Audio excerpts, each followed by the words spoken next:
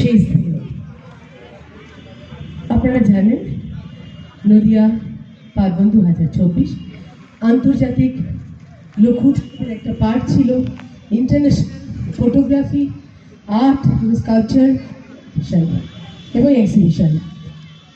তার কারণ, তার উদ্দেশ্য বলবেন আমাদের শুভাকাঙ্ক্ষী, আমাদের সদস্য সুকান্ত দাস। তারপরে আমরা কিঙ্কর বাবু, তিনি যে কাণ্ডারি, তার মুখ থেকে শুনে নেব কেন তিনি আমাদের পাশে আছেন। তো আমি সুকান্ত বাবুর কাছে অনুরোধ করব তিনি উদ্দেশ্যটা একটু বলবেন। নমস্কার। আমরা প্রত্যেক বছরেই দেখে এসেছি যে নানা রকম লোক উৎসব, নানা রকম প্রোগ্রাম যখনই আমরা করতে গেছি, আমাদের মূল উদ্দেশ্যটাই ছিল শিকড়। এই শিকড়ের টানে আমাদেরকে বিভিন্ন জায়গায় বিভিন্নভাবে এমন এমন অনুষ্ঠান এবং কর্মসূচির মধ্যে দিয়ে নিয়ে গেছে এতগুলো বছরের মধ্যে, যেগুলো আমরা ভাবতেও পারিনি যে সেইগুলো এই শিকড়ের টানের সঙ্গে যুক্ত হতে পারে। সেই সুদূর লকডাউন, আমফান এবং তারপরে আমাদের এই পার্বণ, এই সবকটা প্রোগ্রামের মধ্যে দিয়েই আমাদের মূল লক্ষ্য ছিল শিকড়কে ধরে রাখা। এই শিকড়কে ধরে রাখতে গিয়ে আমরা দেখলাম যে এই ট্রাইবাল লাইফস্টাইল বেসড ফটোগ্রাফি, এটাও একটা অ্যাওয়ারনেসের মধ্যে এসে পড়বে। আমাদের যেটা মূল মন্ত্র ছিল যে আমরা শিকড়কে খুঁজে পাবো, আমরা কোথা থেকে এসেছি সেটা আমরা আগে জানতে পারবো। আমাদের এখনও অব্দি টেক্সটবুকের মধ্যে এগুলো মেনশন করা হয় না, এবং সেই কারণেই আমরা প্রত্যেকবার মনে করি যে মানুষকে আগে জানা উচিত তারা কীরকমভাবে প্রথমে ছিলেন, তারা কীরকমভাবে সিম্পল লাইফস্টাইল নিয়ে বাঁচতে পারেন, এবং তারা যতটুকু আছে প্রকৃতির মধ্যে সেইটুকুকে কী করে সিম্পলভাবে ব্যবহার করে তারা থাকতে পারে। আমি আর দীর্ঘ 15 থেকে 20 বছর কাজ করেছি জঙ্গলের মধ্যে।